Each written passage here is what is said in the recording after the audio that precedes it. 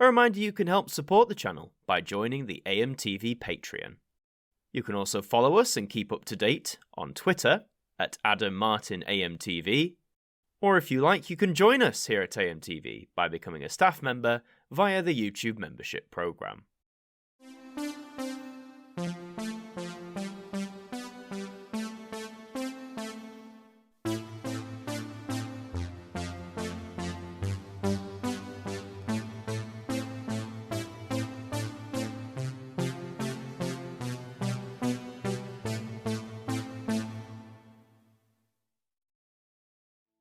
The 1960s have often been cited as the decade in which the medium of television truly came into its own. Despite many technological innovations and groundbreaking programmes getting their start in this decade, that didn't mean there wasn't any major problems happening in the background. And for the UK's first commercial broadcaster, ITV, these problems would come to a head in the summer of 1968. At a time when many new companies were hosting their first nights on the network, severe strike action threatened to black out ITV all across the country. However, instead of letting this happen, the other side decided to stand up and fight back.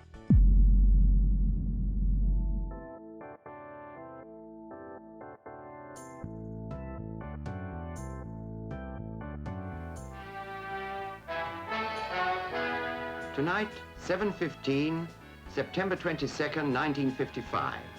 We add another sentence to the long history of London. Independent television, or ITV as it would become known, launched on the 22nd of September 1955. Having held a monopoly on the British television industry for nearly 20 years, the new challenger presented the BBC with some serious competition, as well as the novelty of television adverts. Love them or hate them, they were just as influential back then as they are today, with many companies reporting a boost in sales and profits from having one of their commercials shown on the network.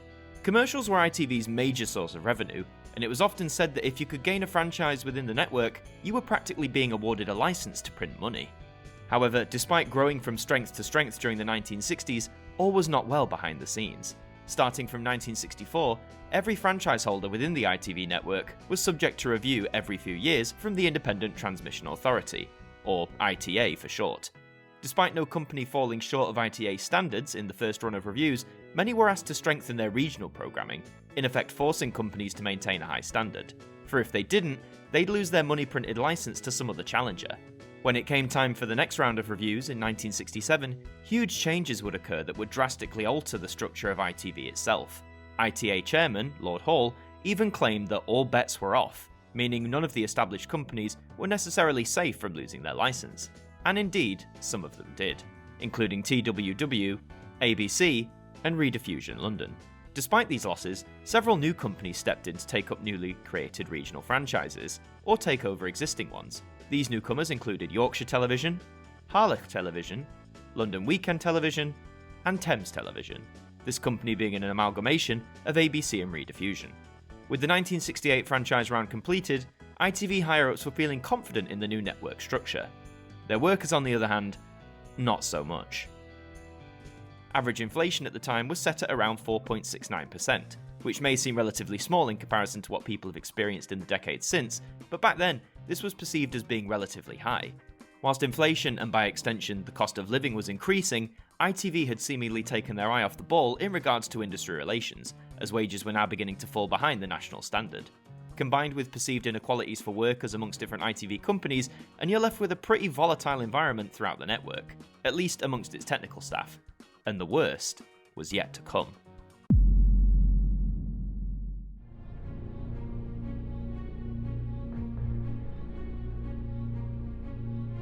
Discussions began between the Associated Cinematograph, Television and Allied Technicians, or the ACTT, and the ITV bosses. The unionised workers, led by George Elvin, outlined their terms going forward. They wanted wages to rise in line with the increased cost of living, with a further boost on top of around 7%. Additional demands included a reduction in the long working hours, from 40 down to around 35 a week, and an extra week's paid holiday, taking that total to 4 weeks a year. It's fair to say that the ITV higher-ups weren't satisfied with these requests at all, and despite their resistance, it would only rile up the workers further, meaning that strike action was increasingly likely. Disruptions began to hit different areas of the ITV network towards the end of July 1968. On Wednesday the 24th, regional programmes from Grampian, Granada, Border and Anglia all suffered blackouts, as did the National News Bulletin from ITN the very same day. On Sunday the 28th, with negotiations going nowhere, further disruption spread around the different regions. ABC faced sporadic blackouts on its last weekend on air, as did ATV's outgoing London service, with one of its most popular shows, The Golden Shot, bearing the brunt of the strike action, made worse by the fact that this was a programme that was broadcast live. The following day, on Monday the 29th of July, it seems that the ACTT members decided to go for the Golden Goose, by staging a walkout around 7:30 PM, just as Coronation Street was due to begin airing. Even after just under 10 years on the air, Corrie and its cast had worked their ways into the hearts of the British public, easily becoming one of the most recognisable and popular programmes on television. But despite its popularity, with ACTT members walking out, it meant that the episode couldn't be broadcast. Aside from Corrie being blacked out, the 29th of July also marked the debut of Yorkshire Television. For the most part, its opening night was carried out without incident, and despite that night's Corrie not being shown, Yorkshire was able to shift around its schedules to fill the gap. However, there would be one newcomer to the ITV network who wouldn't be so lucky. Tuesday the 30th of July, a day that was meant to represent a fresh new chapter for the London region of the ITV network. For this was the day that the public would first be introduced to Thames Television. Taking over the London weekday service from Rediffusion, the opening of this new chapter was marred by the strike action of ACTT members. Further north, Tyne Tees would face disruption as their coverage of horse racing at Redcar was blacked out due to strike action, and as the evening drew in, it was Thames's turn to feel the effects, despite having only just launched itself on air. Halfway through a Tommy Cooper special, workers downed tools, resulting in Thames not airing any programmes for almost 2 hours, on its opening night no less. With ITV still holding firm against the union, a new tactic was taken up. On Wednesday the 31st of July, ACTT members handled broadcast programmes no problem. What they refused to handle, though, were the commercials. Advertising was a prime source of revenue for ITV franchise holders, and the peak time to earn said revenue was during the broadcast of the other side's most popular programme, Coronation Street. Funnily enough, that night's episode was a reschedule, with episode 795 originally slated for broadcast 2 days prior. In the Thames, Granada and Anglia regions, adverts were replaced with a static caption card. Between this and other advert blackouts, the true cost to ITV is up for debate. The ACTT claimed its strike action regarding adverts had cost the other side around £300,000. However, the Independent Television Companies Association claimed the figure was much lower, around £130,000. To play devil's advocate, let's say the figure was somewhere in the middle, at around £215,000. When adjusted for inflation, it amounts to around £2,655,309.42 in lost revenue. This attack on its main source of income seemed to be the final straw for ITV bosses, who would attempt to strike back at the increasingly irregular bouts of action that were taking place across its entire network. Thursday the 1st of August began with ITV announcing their ultimatum. If any technician took part in any sort of strike action, it would result in their instant dismissal. This is quite the stance, essentially informing workers that their jobs hung in the balance, should they decide to side with the ACTT union and cause disruption to both ITV's programmes and its revenue. It was hoped that this stark warning would restore some sort of order, and some would argue that it did, with programmes airing as normal without any major disruption. However, there are some who present a different argument, namely Alan Sapper, who back then was the Deputy Secretary for the ACTT. He pointed out that the primary reason for staff returning to work on the 1st of August wasn't down to the threat of dismissal from ITV, but the fact that the main programme of the day was a Royal Gala, which was in aid of charities dedicated to cinema and television staff. Thus workers would endeavour to make sure this programme went out, given it was sort of a show of support for their own. It's never been directly confirmed or acknowledged what the primary reason for staff returning was, so it's up for debate. But if ITV hoped that their threat of dismissal would restore order, it seems that that wish had been unfounded. The ACTT were outraged at the statement, and the little positive relations that still existed between the two entities broke down entirely. Friday the 2nd of August would prove to be the tipping point. Another new franchise name was due to launch in the evening, that being London Weekend Television. Its first programme was a live comedy known as We Have Ways of Making You Laugh. Not that people would have had the chance to see it, as during its opening credits, screens went to black, with technicians at the newly launched LWT walking out just as things were getting underway. Tyne Tees had tried to put out a cover programme for the new franchise, but ended up dismissing 6 technicians who refused to do so, meaning that LWT's first night as part of the ITV network was completely sabotaged. 2 further technicians over at Thames were dismissed also, as they refused to work on the Today programme, again leaving viewers with blank screens. The dismissal of those employees perhaps came at the most inappropriate time. Despite all the bad blood between them, members of both ITV and the ACTT had been gearing up for some negotiations. But when news of this came through, the union side walked out in outrage and protest. But this was far from it being all over. Over the weekend, matters seemed to go from bad to worse.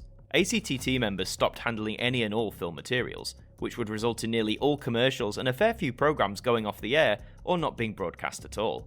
Videotape material was still being shown for the time being, but with a good chunk of its schedule compromised, ITV began scrambling to find a solution. Before doing so, all workers who refused to handle film were dismissed, which in turn caused more staff members to walk out in sympathy and solidarity. In response, ITV companies began locking out those who walked, meaning that they couldn't return to do their jobs even if they wanted to. It also meant that wages were stopped, which perhaps unintentionally for ITV led to even more staff walkouts. By Monday the 5th of August, around 1,000 technicians were on strike, 800 had been dismissed outright, and a further 1,200 had been locked out from their respective companies, without any pay or compensation. The first national strike to hit the ITV network had begun.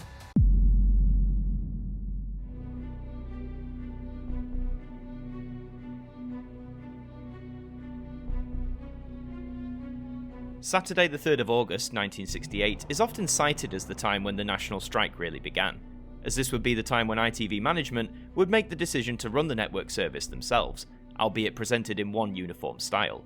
With most technical staff having walked out across nearly all regions, non-union members of management would take their place, many having some foreknowledge of the equipment, having worked up through the technical ranks.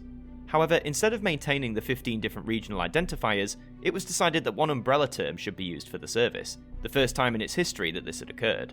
Independent television would be seen on millions of screens across the nation, with this format coming to be known as the Emergency National Service.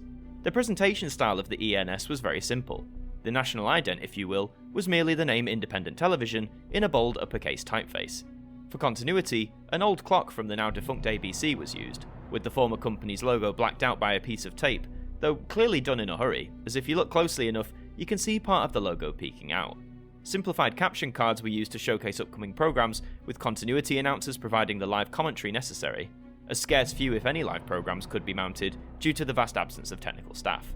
The only major exception to the rule would be those over at Channel Television, which had only launched a few years earlier back in 1962. Given the small size of the station, it was well understood that partaking in any sort of national strike action would most likely bankrupt the company. Whereas the bigger franchise holders had deeper pockets to soften the blow, Channel wasn't in as lucky a position. So throughout the summer, they aimed to carry on as normal, a stance they would go on to take again in ITV's 11-week blackout in 1979. The new scratch service by ITV was controlled primarily from just one source, this being the former ATV switching centre located on Foley Street in London. To get programmes to transmit on a national basis, existing material, both on videotape and film, would be sent from the regional studios down to London, and once they were able to clear the picket lines, they would be cleared for transmission. This may sound like a fairly simple work around the striking staff members, but that didn't mean it was all cut and dry. Even though the management were confident their scratch service would last as long as it needed to, money was still being lost in all corners of ITV. As mentioned earlier, the other side's biggest form of revenue would come from its commercial advertising. Normally, smaller local companies could advertise their products to viewers in their region, often benefiting with an uptick in sales. However, given that ITV was now broadcasting a uniform schedule on a national basis, the advertisements shown were airing nationally also. This in effect shut out the smaller companies, as even if they did showcase their products, they may not have been available to consumers in large sections of the UK. To screen adverts on the ENS, a new rate card was introduced, stating that for a 30-second spot prior to 7 PM would cost the advertiser around £2,000. For the same allotted time after 7:30 PM, the price would be around £3,500. Given that in today's money that would be nearly £25,000 and £43,000 respectively, this was quite the investment for companies wishing to advertise. Bigger companies benefited, particularly those in London, who could now show commercials nationally for a substantially smaller amount had they instead gone to the franchises individually. But again, for ITV, this strategy bought them time, but it was still damaging their bottom line. But what about the programmes? After all, this is what the viewing public turned on the television sets for. Were they able to continue relatively undisturbed? Well, the management running the new national service were primarily relying on two key sources, one being access to film libraries and catalogues, with the other being already recorded material on videotape. For the newer companies, such as Yorkshire, Thames and London Weekend, this wasn't so much of an issue. Having spent an immense amount of time preparing for launch, and its first few months on the air, stockpiling of programmes had taken place, meaning that despite the lack of technical staff, those who remained could utilise the material that had been collecting up until the beginning of the strike. ATV had a helping hand due to its access of the film libraries of ITC, and one of the largest companies, Granada, thankfully had a few weeks' worth of its key programme, Coronation Street, in the can ready for transmission. Speaking of Corrie, despite it going out as planned, it wasn't able to escape some disruption. Episode 798, which had originally broadcast on Monday the 12th of August, faced a technical glitch, blacking out television screens for an extended period. Unfortunately, the missing portion was the resolution of a key scene, in which Val Barlow is being held by Frank Riley, a convicted rapist. When viewers got the picture back, the scene had concluded, leading to tons of frustrated calls to Granada, their switchboard being jammed as a result. The episode was set to re-air 2 days later, on Wednesday the 14th, and in a way, this probably drew a sigh of relief from those at Granada. With no new episodes being recorded due to the strike, they were relying on an increasingly dwindling stockpile of episodes. So by re-airing episode 798, they bought themselves another week. However, rumblings of what was going on made their way to the press. An edition of the Daily Express noted to readers that only 2 more episodes of Corrie were in the can, and that if the dispute between the unions and ITV wasn't resolved soon, it claimed that Coronation Street will go off the air altogether. And if that happened, not only would Granada be dealing with frustrated viewers, but they would be facing a significant amount of lost revenue. It wasn't just Corrie that was getting by on pre-recorded material. Several programmes were steadily running out of ready-to-go episodes, and whilst the rest of the ENS's schedule was taken up with repeats, imports and old movies, this model could only last for so long, both with advertisers and the public who were tuning in. The ACTT, meanwhile, were holding firm and trying to get more unions on their side of the fence. When they heard that commercials would be shipped down to London, they encouraged staff at film processing laboratories to walk out. They also reached out to the Association of Broadcasting Staff, the Musicians Union, and Equity, the British Actors Union, all in the hopes of getting them to turn against ITV and join their cause. Unfortunately for the ACTT, these unions were reluctant to do so. This didn't mean the strikers weren't deterred though, for they then decided to call out ITA itself, citing that by allowing the Scratch service to utilise its transmitters, thus showing strike-breaking material, they were taking a clear side with the ITV companies. ITA responded with a simple statement, claiming that they were required by law to put out a programme service, and by allowing the ENS to broadcast, they were doing so. It's fair to say the unions were running out of options. The ITV management were able to put out a national service that, although was quite simple and relied heavily on pre-existing material, was still able to entertain viewers and transmit on the airwaves with relatively little incident. Furthermore, they weren't necessarily drawing great amounts of sympathy from the British public. While strikes in industries such as transport had the potential to grind the UK to a halt, strikes in television didn't yield such an effect. At most, audiences were inconvenienced if ITV wasn't on the air, or if their favourite programme wasn't available. And if they were that desperate for some television, they could merely turn the dial over to the competition, that being either BBC One or BBC Two. With other unions refusing to join their cause, and ITV facing little to no disruption with their Scratch service, perhaps it was time for both sides to sit back down at the negotiating table and wrap this strike up once and for all.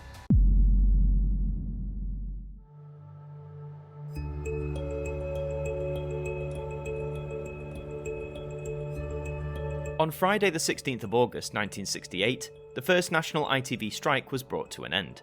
The emergency national service, together with its independent television branding, would continue to be used until close down on Sunday the 18th. When viewers switched on their sets on Monday the 19th, it seemed like everything had reverted to normal, with regional idents being reinstalled, and some programming, particularly live shows, were resurrected also. Rehearsals and recording restarted on programmes like Coronation Street, the high tension of running on already taped material now finally being swept away. So, with the familiar regional service having resumed, who was the true winner from all this? Well, depending on who you're aligned with, both parties would argue that they emerged triumphant. Perhaps the obvious winner would appear to be ITV, as they proved that they could continue to operate a service for viewers with relatively minimal disruption, all of which was achieved without the expertise of technicians. However, you could also lay claims that the ACTT achieved victory in all this. The number of dismissed workers had risen to around 2,000 during the course of the strike, but all of them ended up being reinstated, although they didn't get any back pay for the previous 2 weeks. The ACTT were able to get ITV companies to seek them for consultation regarding future changes, rather than implementing them without discussion. The signed agreement also ensured that wages would be raised and kept ahead of inflation, across all areas of the technical spectrum. And whilst the other talking points, being a reduced working week and an increased amount of leave days, weren't agreed upon there and then, they were kept, as it were, on the table. However, although they were able to continue operations, it is important to note that through this strike action, ITV lost a considerable amount of money. Estimates of the time project that the companies combined lost a total of around £500,000. which by today's standards, when adjusting for inflation, is just over 6 million. When it came to the workers, how much they lost in lost pay was not reported. So ultimately, I think you could argue that sure, both sides in some form or another emerged as the winner from this strike. But what about the viewers? Well, her service was provided, granted one that was filled with repeats, imports and old films, but it still meant that viewers had something to watch on the other side should they wish. Similar to the colour strike that would hit the network just a few years later, the vast majority of the British public were probably unaware that such a strike on a national scale was taking place at ITV. TV Times, a magazine previewing upcoming ITV programmes, wouldn't have been able to alert readers in time. Given the amount of preparation it took to print several different regional versions of the magazine, by the time they would have been able to alert viewers of the strike and its changes, it would have already been over. If you had a keen eye, you may have noticed the changes in continuity, but with programmes still going out, it could all just feel like business as usual. So what can we take away from the ITV strike of 1968? For the unions, it showed them that they had some power over the big bosses at the commercial broadcaster. If they felt they weren't being paid appropriately, or if they were being taken advantage of, they could down tools and stop that ever-important flow of money falling into the company's pocket. It showed them that despite the threat of redundancy, when uniformed together across the ITV network, they could come so close to taking it off the air entirely. The key word there being close. As for ITV, the strike of '68 showed them that not only was an emergency national service possible, but that it could operate for several weeks, if not months, should it ever be required. Despite not having the trained technical staff, those who remained were able to operate ITV's output across a fortnight with relatively little incident. This, combined with the lack of sympathy from the general public towards television-related strikes, eased ITV's nerves of a national strike on this scale ever happening again. Except, it did happen again. 11 years later, in 1979, ITV faced another national strike, and this time, an emergency national service was nowhere to be seen. After a turbulent decade, the unions this time around would see that the ITV network was almost blacked out entirely, and without this monumental, yet often forgotten bout of strike action in the late 60s, it may never have been possible. Whilst ITV had managed to carry on this time around, next time, they wouldn't be so lucky.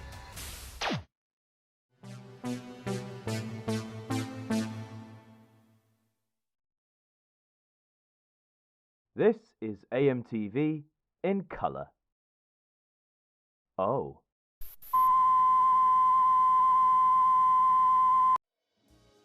Over the last 40 years, viewers across the world have come to take colour television for granted. Whether it's watching your favourite drama or sporting event, or even just catching up on the day's news, the use of colour helps us feel a closer connection to what's being shown on the screen and has allowed us to see our world in all its beauty. However, there was a time when colour television was a pipe dream, never mind a daily constant. And in the UK, when full-time colour services were just getting underway, there were a few months in the early 1970s in which it all went horribly wrong.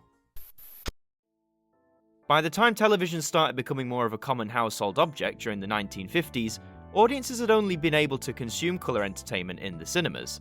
MGM's adaptation of The Wizard of Oz in 1939 being one of the earliest groundbreakers for colour cinema, featuring the iconic scene in which Dorothy leaves her monochrome world behind for the colourful landscapes of Oz. The Americans cracked colour television in the early 50s, and the Japanese soon followed by the turn of the 60s. The two UK broadcasters, the BBC and ITV, were eager to get their own full colour services up and running, but several barriers stood in their way. First and foremost, the decision to launch such a service had to be assessed and approved by government, and secondly, the cost of colour equipment, and the studios equipped to handle them, was enormously expensive back in the early 60s. In 1966, the BBC were finally given the go-ahead by government to launch its first full-colour service, over the recently launched BBC Two. After months of preparations, in getting all of the equipment fine-tuned and installed, BBC Two began transmitting in colour on the 1st of July 1967.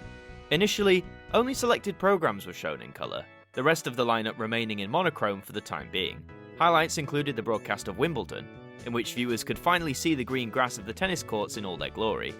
BBC Two would launch its full-time colour service on the 2nd of December 1967, and just 2 years later, on the 15th of November 1969, BBC One and various ITV regions began their own full-time colour broadcasts, ushering in a vibrant new era of British television.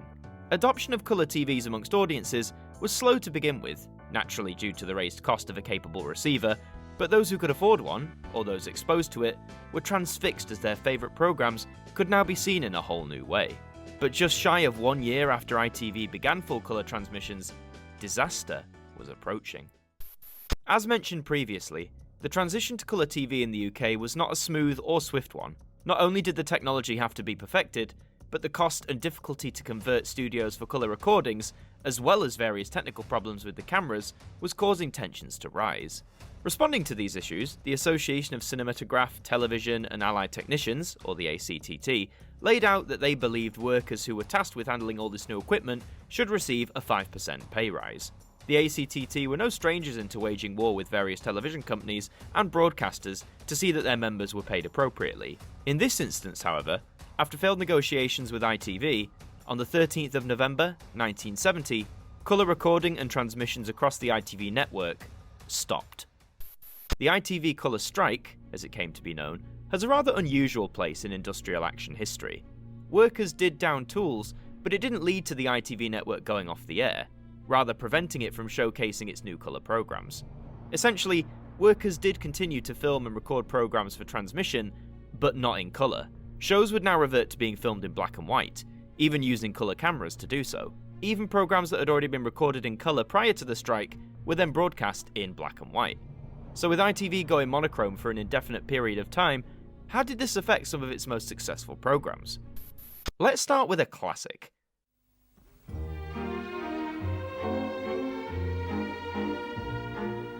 Upstairs Downstairs was an early 20th century drama showcasing the vastly different lives of an upper-class family, the upstairs, and their servants, who often lived downstairs. It was a huge success for ITV, and ran from October of 1971 until the December of 1975. The first series began filming around the time of the colour strike in late 1970, for which ITV's prestigious new drama came directly in the firing line. The first 6 episodes of Series 1 were shot in black and white due to the strike action, with the remaining 7 being filmed in colour as intended. The first episode was eventually reshot in colour for its debut transmission, with the original black and white version believed to have been wiped. Whilst there are no missing episodes of Upstairs Downstairs as such, the impact of the colour strike made exporting the complete series rather difficult for ITV for many years. London Weekend Television was the franchise holder producing the programme, and whilst they were able to sell the drama to many countries, it was often without the 5 black and white episodes from the first series. Just to give an example, in 1974, LWT sold all available colour episodes over to PBS in the United States. They were only able to sell the monochrome instalments in 1988. Over 14 years later.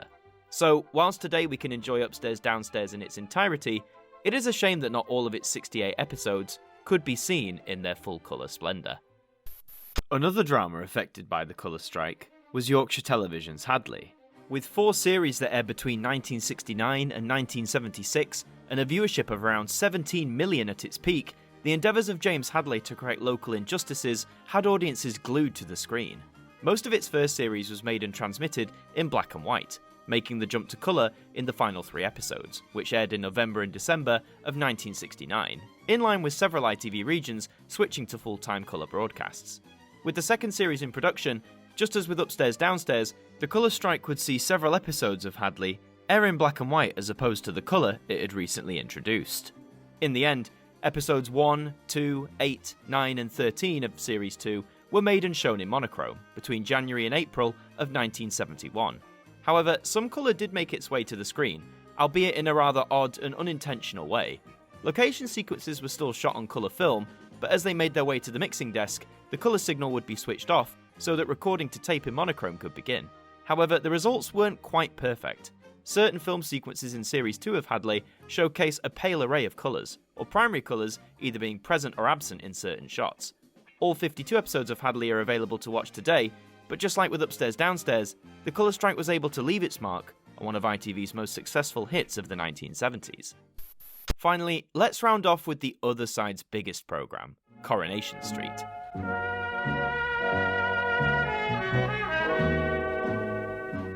Starting in 1960, viewers around the country grew to love the goings-on on the cobbles and catching up on all the latest drama and gossip at the Rover's return. But just shy of the programme's 10th birthday, several changes would have to be made in response to the colour strike. Corrie was first advertised and seen in colour in November of 1969, and by the time 1970 rolled in, episodes were being routinely shot and shown in colour to those who could receive it. The first episode to be affected by the colour strike would be episode 1025, which was recorded in colour but was shown in black and white on the 16th of November 1970. From this point up until episode 1051, all episodes of Coronation Street would be recorded and transmitted in monochrome, with all of that new expensive colour equipment going unused for months. Finally, in the February of 1971, Corrie returned to recording and transmitting in full colour, after a 3-month lapse back into the world of black and white. However, monochrome footage would last appear in the programme with episode 1055, in which pre-filmed inserts, recorded during the strike, were shot and transmitted in black and white, the remainder of the programme being shown in colour. A sort of odd mix and match situation, but the last instance of black and white footage being used in Coronation Street, aside from flashback sequences, would be seen on the 24th of February 1971. But if anything, the batch of episodes from late 1970 to early 1971 showcased that even the biggest hits of the day couldn't escape the impact of the colour strike. So with every ITV region back to broadcasting in black and white, what did the colour strike actually mean for ITV? Well, in regards to the audience, it could be argued that little damage was done. As mentioned, the introduction of colour meant the production of new televisions that could receive a colour signal. These sets were vastly more expensive compared to a monochrome receiver, and it would take several years for the British public to fully convert and purchase colour television packages. In 1970, it's estimated that around 5% of UK television owners possessed a colour-capable set, so by the time the strike began, the majority of viewers would have noticed little difference. The reality was, the majority of the UK were still consuming television content in black and white, with colour television remaining an item of great expense for several years. Indeed, it wouldn't be until around 1976 before colour televisions would start outselling monochrome ones. Keep in mind as well, whilst the BBC had a full colour service running on both of its channels by the dawn of the 70s, ITV had some serious catching up to do across its network. Only 4 of the 15 ITV regions kicked over to full-time colour services on the 15th of November 1969, these being ATV, Granada, Yorkshire and LWT. Thames would follow 2 days later, on the 17th of November, and Southern and Scottish Television would be the final stations to introduce full colour in 1969, doing so on the 13th of December. As 1970 rolled in, HTV would begin their colour service on the 4th of April, with Tyne Tees following suit on the 17th of July. The last 2 stations to ring in colour before the strike would be Ulster and Anglia, who did so on the 14th of September and the 1st of October respectively. This left 4 ITV regions in which a colour service wasn't even available when the strike began on the 13th of November. And sure enough, when the strike ended, they still didn't have colour. Westwood would finally bid farewell to monochrome on the 22nd of May 1971, Border doing so a few months later on the 1st of September. Grampian would become the penultimate franchise to bring in colour, doing so on the 30th of September 1971, which just left Channel as the sole franchise of the ITV network to not be broadcasting a full-time colour service.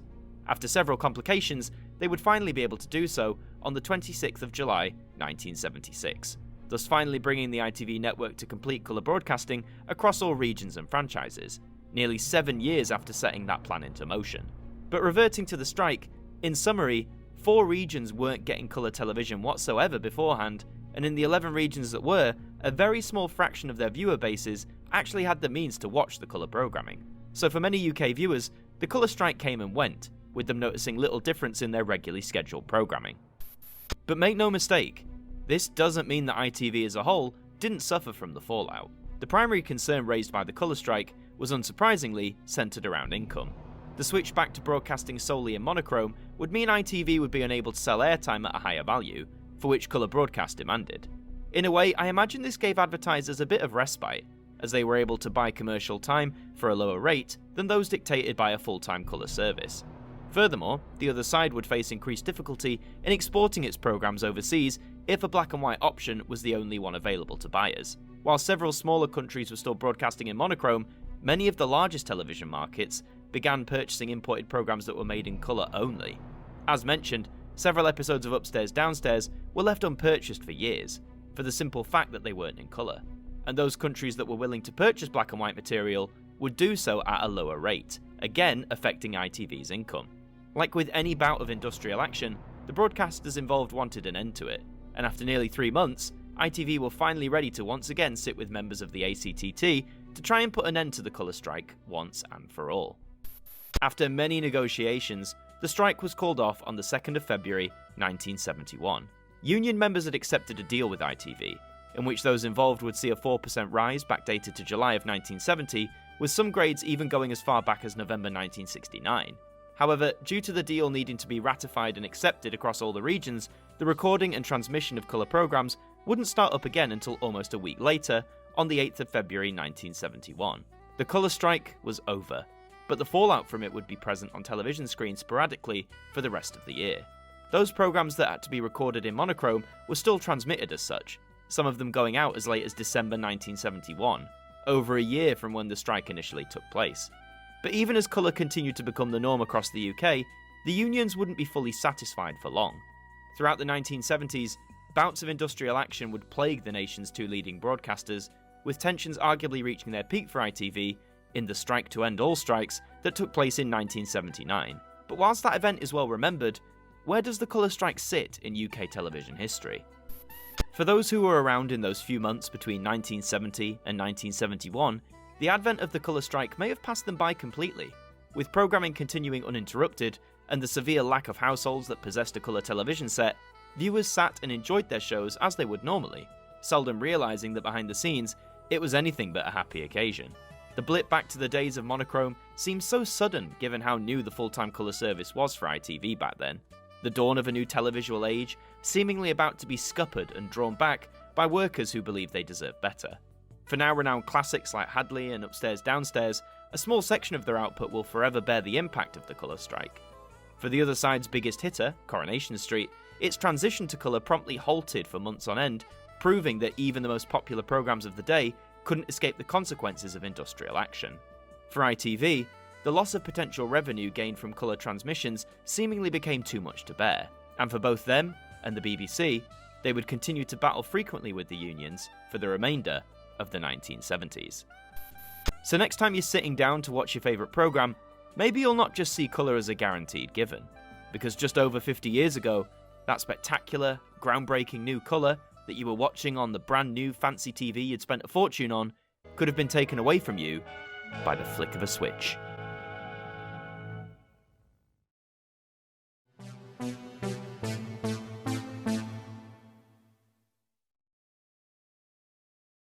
This is AMTV, and now for our regularly scheduled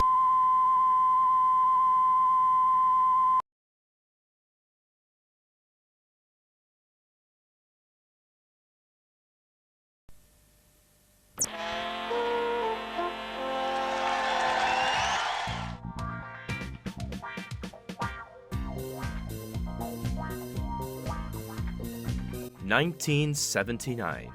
A cultural peak for British television, a time when several programmes were seen as national institutions, from the science fiction escapades of Doctor Who to the seemingly more real-life dramas of the cobbles on Coronation Street. The British viewing public were truly spoilt for choice. However, despite all of the entertainment coming through television screens, not all was well behind the cameras. The 1970s had seen a vast rise in industrial action, with various unions wielding the power they had to call their members out of work in the hopes of achieving greater rights and often greater pay for their workers. The two main UK broadcasters of the day, the BBC and ITV, both had suffered in the 1970s from these consistent and seemingly unrelenting strikes. However, for the other side, the worst was yet to come. The origins of the most devastating ITV strike began at the London franchise of the network, Thames Television. Electricians there, who were part of the EETPU, the Electrical, Electronic, Telecommunications and Plumbers Union, were facing a breakdown in negotiations over pay with ITV. When management attempted to crack on as normal, members of the ACTT, the Association of Cinematograph, Television and Allied Technicians, reacted by abandoning their transmission posts, citing solidarity with their fellow colleagues. The workers were asking for a pay rise of around 25%, a demand which ITV was unwilling to oblige, claiming that 15% was the highest they were willing to go. The unions called on their members across the country to join a strike in solidarity, to last until the commercial broadcaster acquiesced to their demands. It didn't take long before the impact was seen on viewers' screens.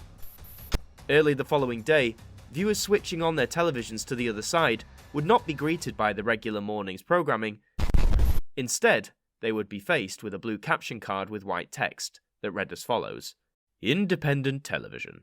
We are sorry that programs have been interrupted. There is an industrial dispute. Transmissions will start again as soon as possible. A surprise to millions, however, initially it was assumed that this interruption would be resolved promptly. Keep in mind, strike action had affected both the BBC and ITV's ability to broadcast in the past, both channels coming off air or showing the famous test card to a bemused audience. However, in those instances, normal service was often resumed in a matter of days at most. What the British public didn't know on August the 10th was that this ITV blackout would last for almost 11 weeks. Staff across the ITV network had joined the solidarity call set out by the EETPU and the ACTT, with everyone from technicians right up to the heads of programming participating in the strike. Across the 15 regions that comprised the ITV network, 14 of them went off the air. The one survivor was the service that served Guernsey and Jersey, Channel Television. Channel launched as part of the ITV network back in 1962, and as was the quota for any independent franchise, mixed the big national hits of the other side, such as Coronation Street, with a wave of its own regional focused programming, reflecting the life and times of the islanders it served. However, technologically speaking, it seemed that Channel was always the last to catch up. Colour television was set as the new standard on both BBC and ITV in late 1969, however, not every region could implement this change right away. By the end of 1971, every franchise holder that was part of ITV was running a full-time colour service, except for Channel, which wasn't able to get its colour service up and running until the summer of 1976. Another issue Channel faced was that due to its small size as a company and its viewership restricted to primarily 2 islands, advertising revenue generated from commercials, and thus the profits of the station, were nowhere near as high as the big boys of the network, such as Granada and Thames. So when the 1979 strike came into effect, those running Channel had a choice to make.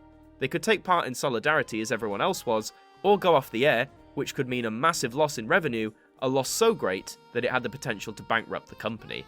In the face of such a damning prospect, Channel would continue on, increasing the amount of regional items that were shown, as well as the amount of feature films.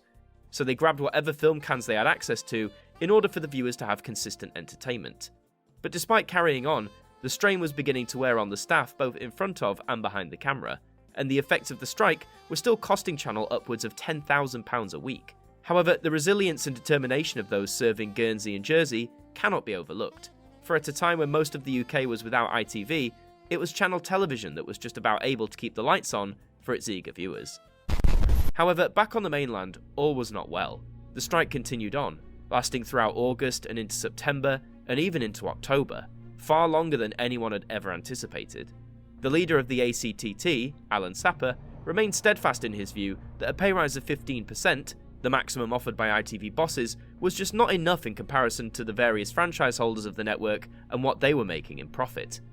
15% is not reasonable when you compare the profits of the companies. They're enormously rich and wealthy and made incredible profits over the last 4 years, and therefore we do feel that our claim of a substantial increase is fair. And indeed, money had been rolling in. 1970s Britain was marked by a spout of hyperinflation. Between 1975 and 1979, this hyperinflation had seen prices shoot up more than 70%.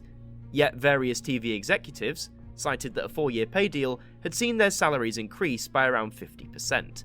And even looking at the franchise companies themselves, many of them were hardly on the brink of bankruptcy. Between the same 4-year time frame of 75 and 79, the value of the television companies was soaring. According to a 1999 article by The Guardian, Granada Television's share price shot up by 1,418% in 4 years. The profits of Thames Television increased by nearly 200%, and the overall rates of advertising revenue were up by 105%. So when the bigwigs of ITV were claiming 15% was the best they could do in terms of a pay rise for their technicians, you can understand why this caused a lot of disdain. Remember as well that in 1979, ITV was the only commercial broadcaster in the UK. Channel 4 wouldn't be seen until 1982, and satellite television was still several years away. So any profit made from television advertising was being made by ITV. In fact, the official newspaper of the ACTT union claimed that the reluctance to meet the higher pay rise demands was like the Rockefellers pleading poverty. And with this information becoming more public, it was becoming increasingly likely that the bosses of ITV would not be able to hold out forever.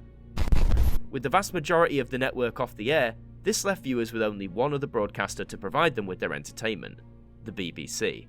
The viewing figures for nearly all of the corporation's programmes skyrocketed, this being no clearer than with one of my favourite programmes, Doctor Who.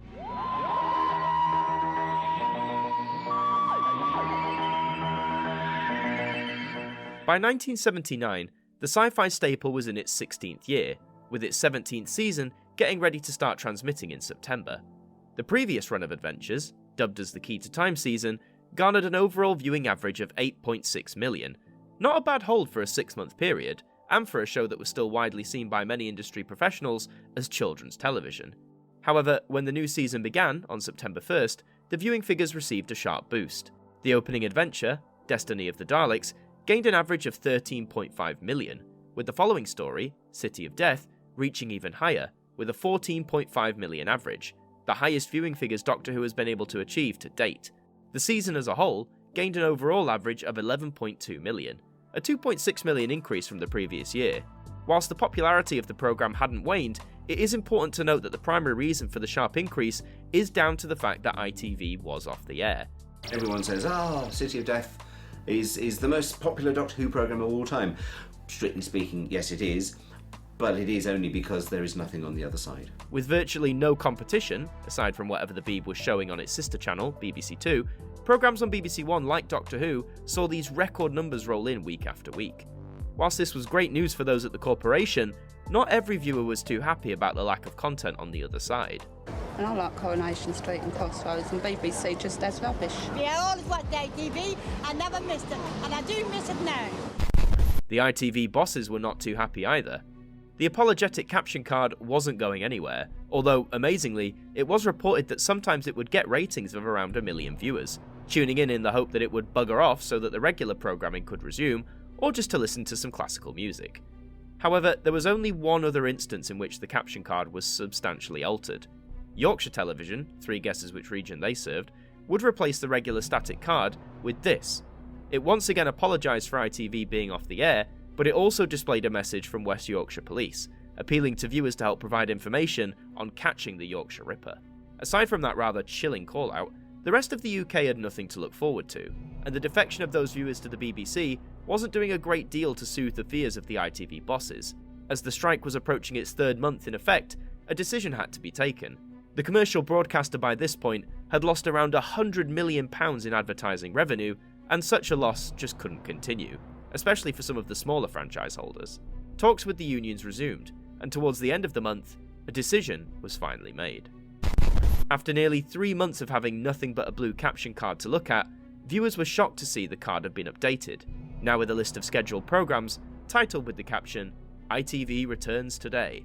And sure enough, at 5:38 PM, those who were switched onto Channel 3 saw the caption card finally fade away, and in its place, welcome, welcome, welcome home to ITV. The Mike Sam singers brought ITV back with a bang, and not wanting to dwell on the drought of the past 3 months, news presenter Leonard Parkin's opening comments seemed quite fitting. Good evening, again. It's good to be back again, so let me simply say, let's get on with it. ITV was back up and running, first airing programmes that were already in the can and had been completed months before. The big soaps of the day, such as Coronation Street and Crossroads, aired special introductions before their first episodes back on the air, as this was to inform viewers of the events in both programmes and where they had left off all the way back in July. But did viewers come flooding back instantly? Well, not at first. After nearly 3 months off air, it was always going to be an uphill battle to win many millions of viewers back from the hands of the BBC.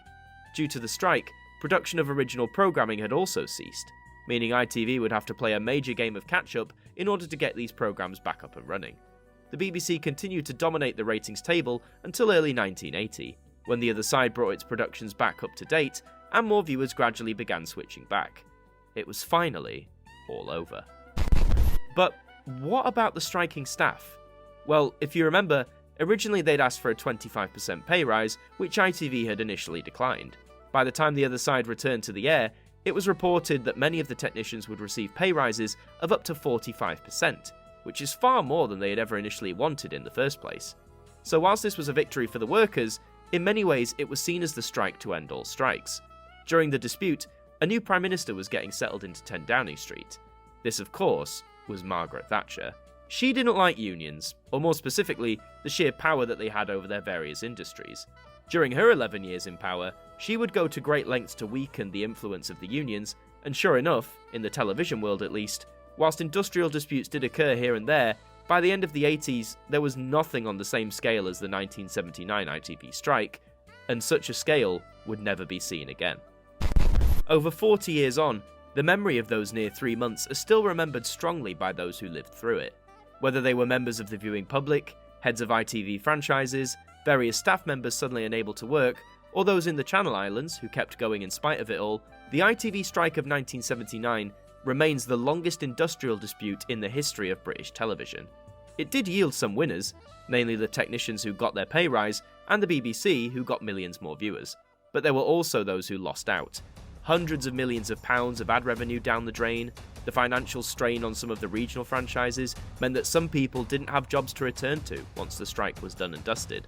But it remains an example of how back in the 70s, the power of the worker, together with their union, could bring the UK's only commercial broadcaster to a grinding halt.